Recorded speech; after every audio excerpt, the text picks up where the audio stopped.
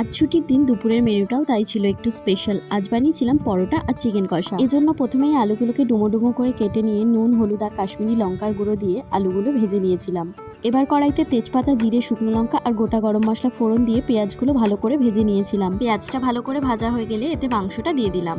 এবারে একে একে নুন, হলুদ, কাশ্মীরি লঙ্কার গুঁড়ো, জিরে গুঁড়ো, আদা বাটা, রসুন বাটা, কেটে রাখা টমেটো, গোটা রসুন আর কাঁচা লঙ্কা দিয়ে দিচ্ছি। এবারে মাংসটা ভালো করে কষিয়ে নিতে হবে। তার আগে এখানে আলুগুলো দিয়ে দিচ্ছি, তাহলে আলুগুলো ভালো করে সেদ্ধ হয়ে যাবে। মাংসটা ততক্ষণ কষাতে হবে যতক্ষণ না মাংস থেকে ভালো করে তেল ছেড়ে যায়।